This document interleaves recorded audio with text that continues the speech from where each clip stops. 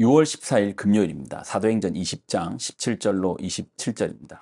바울이 밀레도에서 사람을 에베소로 보내어 교회 장로들을 청하니 오매 그들에게 말하되 아시아에 들어온 첫날부터 지금까지 내가 항상 여러분 가운데서 어떻게 행하였는지를 여러분도 아는 바니 곧 모든 겸손과 눈물이며 유대인의 관계로 말미암아 당한 시험을 참고 주를 섬긴 것과 유익한 것은 무엇이든지 공중 앞에서나 각 집에서나 거리낌 없이 여러분에게 전하여 가르치고 유대인과 헬라인들에게 하나님께 대한 회개와 우리 주 예수 그리스도께 대한 믿음을 증언하는 것이라. 보라, 이제 나는 성령에 매여 예루살렘으로 가는데 거기서 무슨 일을 당할는지 알지 못하노라. 오직 성령이 각성해서 내게 증언하여 결박과 환난이 나를 기다린다 하시나 내가 달려갈 길과 주 예수께 받은 사명 곧 하나님의 은혜의 복음을 증언하는 일을 마치려 하면은 나의 생명조차 조금도 귀한 것으로 여기지 아니하노라. 보라, 내가 여러분 중에 왕래하며 하나님 나라를 전파하였으나 이제는 여러분이 다 내 얼굴을 다시 보지 못할 줄 아노라. 그러므로 오늘 여러분에게 증언하거니와 모든 사람의 피에 대하여 내가 깨끗하니 이는 내가 꺼리지 않고 하나님의 뜻을 다 여러분에게 전하였습니다. 아멘. 기도하겠습니다. 하나님, 우리에게 주시는 하나님 말씀을 붙들고 나아갑니다. 우리 안에 지혜 주시고 이 말씀에 대한 지혜로 살아내게 하여 주옵소서. 영광을 드립니다. 예수님의 이름으로 기도드립나이다. 아멘. 3차 전도의 마지막 여정은 예루살렘으로 향합니다. 예루살렘이에요. 1차와 2차의 마지막 여정은 어디였습니까? 안디옥 교회였잖아요. 파송받았던 안디옥인데 3차 전도의 마지막 여정은 안디옥을 거쳐 예루살렘으로 갑니다. 예루살렘으로 가기 전에 바울은 에베소 장로들을 밀레노로 청합니다. 자신이 2년 동안 머물며 말씀을 가르쳤던 에베소 장로들을 부릅니다. 그리고 어쩌면 마지막일 수 있는 유언과 같은 당부의 메시지를 나눕니다. 당부의 메시지, 그 속에 얼마나 기품이 담겨져 있겠어요. 우리가 그 메시지를 좀 깊이 한번 볼 필요가 있습니다. 아시아에 들어온 첫날부터 지금까지 내가 항상 여러분 가운데서 어떻게 행하였는지를 여러분도 아는 바니 곧 모든 겸손과 눈물이며 유대인의 관계로 말미암아 당한 시험을 참고 주를 섬긴 것과 유익한 것은 무엇이든지 공중 앞에서나 각 집에서 거리낌 없이 여러분에게 전하여 가르치고 유대인과 헬라인들에게 하나님에 대한 회개와 우리 주 예수 그리스도께 대한 믿음을 증언한 것이라. 우리에게 적용할 내용이 참 많습니다. 당부 사항이고 그리고 우리가 직접적으로 적용할 수 있는 참 귀한 메시지가 이 속에 있는데요. 저는 이 많은 부분 중에서 이 부분은 여러분과 좀 나누고 싶습니다. 바울이 말합니다. 유대인의 관계로 말미암아, 유대인의 관계로 말미암아. 우리가 이제 사도행전을 통해서 유대인들이 얼마나 바울을 치밀하게 또 집요하게 괴롭혔는지를 우리가 봤잖아요. 쫓아오면서까지 내 눈앞에서 안 보이면 이제는 괴롭힘도 그만하면 되는데 쫓아가면서까지 주변 사람을 선동하면서 괴롭히는 거야. 이 유대인의 관계로 말미암아 당한 시험 앞에서 바울이 어떻게 이겼는지를 보여주는 거예요. 이런 시험이 우리에게도 있을 수 있잖아요. 아니, 있잖아요. 근데 어떻게 이겼는가? 간단한 말씀인데요. 곱씹어 보면 참 그 맛이 깊어요. 참고. 바울이 뭐라고 해요? 참고. 내가 참았다라는 거예요. 내가 그 어려움 앞에서 참았다라는 거야. 시험을 참고 주를 섬긴 것과 그 시험을 내가 참았다라는 거야. 이 한마디로 뭐죠? 인내죠, 인내.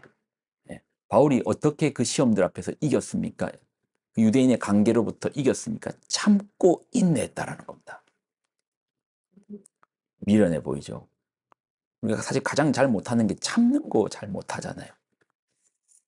저도 교회를 섬기면서 여러 갈등을 당하기도 하고 보기도 하거든요. 그때마다 성도분들에게 또 저에게 제가 제 자신에게 주는 하나님 말씀은 인내입니다. 참으라, 인내하라.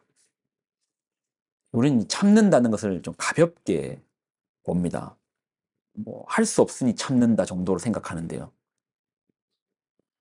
그러니까 여러 방안들이 있는데 그 방안들 중에서 방안이 딱히 없으니까 참는다. 참는다는 것을 맨 마지막 어떤 순서 정도로 생각합니다.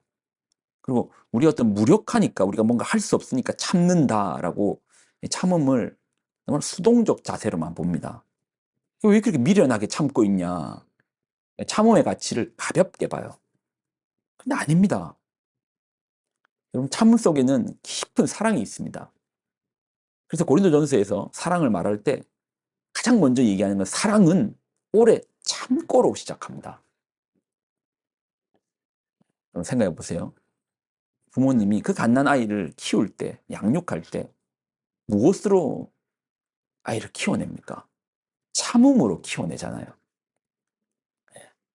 안 참으면요, 못 키우잖아요. 참음으로 견디고 키워내잖아요. 이 미련해 보이는 참음이 생명을 유지케 하는 거예요. 뿐만 아닙니다. 마지막 때 시험이 있다고 성경은 말합니다. 분명히 경고해요.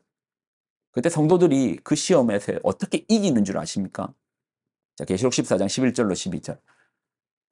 그 고난의 연기가 세세토록 올라가리로다. 짐승과 그의 우상에게 경배하고 그의 이름표를 받는 자는 누구든지 밤낮 쉼을 얻지 못하리라 하더라.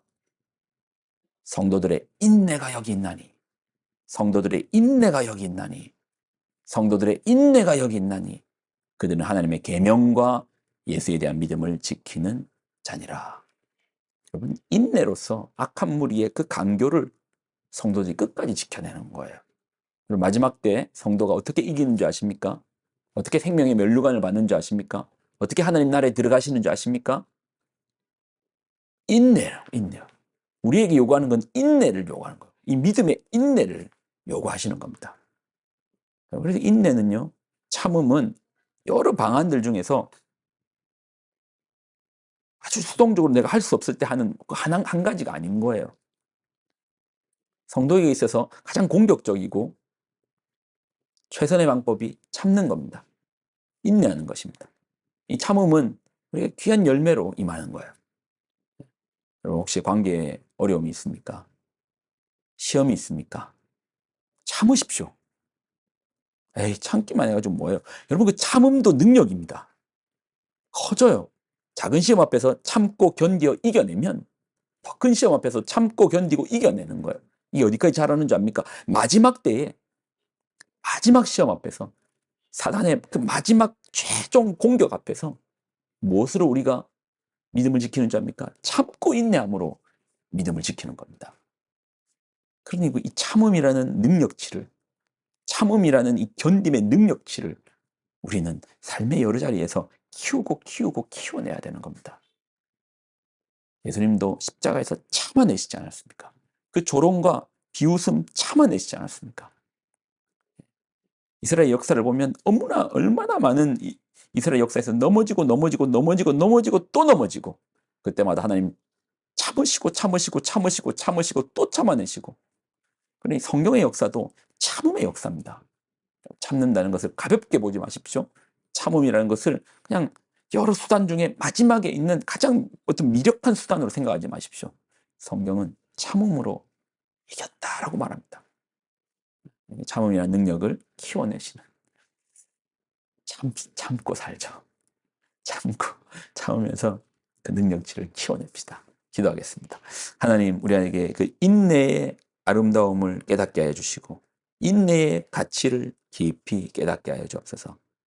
참음으로 최후의 승리의 자리까지 설 수 있도록 우리에게 인내를 더하게 하여 주옵소서. 영광을 드립니다. 예수님의 이름으로 기도드립나이다. 아멘.